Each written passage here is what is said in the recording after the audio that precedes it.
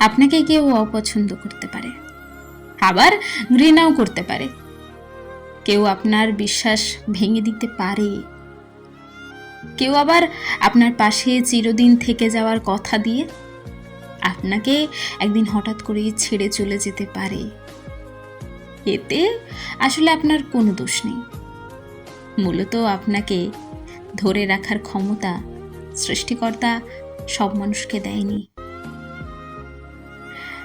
আপনি নিজের দিক থেকে যতটা বিশ্বস্ত, সৎ কিংবা ভালো মনের মানুষ হন না কেন, তবু সবাই আপনাকে ধরে রাখতে পারবে না।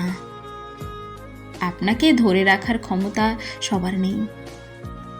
যে আপনার ভেতরের মানুষটাকে গভীরভাবে চিনতে পারবে, বুঝতে পারবে, উপলব্ধি করবে, সে আপনাকে ছেড়ে যাবে না। যে আপনাকে ধরে রাখার ক্ষমতা রাখে না, তার কাছে যতই নিজের নিখুঁতভাবে তুলে ধরুন না কেন, সে কিছুতেই আপনার বুঝতে চাইবে না, বুঝতে চেষ্টাও করবে না। সে বিশ্বাস ভেঙে দেবে, আপনাকে অবহেলা করবে এবং কি আপনাকে প্রতারিত করতে তার বিবেকে বাঁধবে না। আপনি যদি আপনার দিক থেকে সৎ এবং বিশ্বস্ত হয়ে থাকেন, তবে আপনাকে ধরে না রাখতে পারার আফসোস সেই মানুষটাও করবে, যে আপনার ভেতরের লুকিয়ে থাকা ভালো মানুষটাকে চিনতে ভুল করেছিল, যে আপনার মনের নিখুঁত ভালোবাসাটাকে আপনার মতো করে যত্নশীল মনোভাবে রাখতে পারেনি, আপনাকে ছেড়ে চলে গিয়েছিল, সেও আফসোস করবে আপনার কারণে।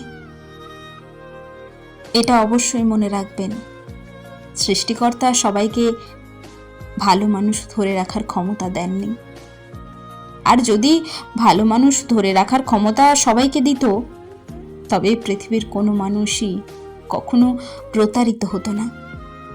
এমনকি আপনিও খুব কাছের মানুষ আপনাকে ছেড়ে চলে যেতে পারতো না, কষ্ট দিতে পারতো না। যে আপনাকে ধরে রাখার ক্ষমতা রাখে, সে আপনার পুরো অস্তিত্বটাকেই ধরে রাখবে সারা জীবন, আপনার পাশে ছায়া হয়ে থাকবে, আপনাকে কখনো হারাতে চাইবে না, বরঞ্চ আপনাকে হারানোর ভয় পাবে। যে কোনো কিছুর বিনিময় হোক, আপনাকে সে আগলে রাখবে পরম যত্নে। তাই যে হারিয়ে গেছে তাকে নিয়ে আফসোস করবেন না। যদি পারেন দোষারোপও করবেন না তাকে, কারণ আদতে সেই হারিয়েছে সবটা, আপনি তেমন কিছুই হারাননি। তবে সে উপলব্ধি করবে শুধু খানিকটা সময়ের ব্যবধানে।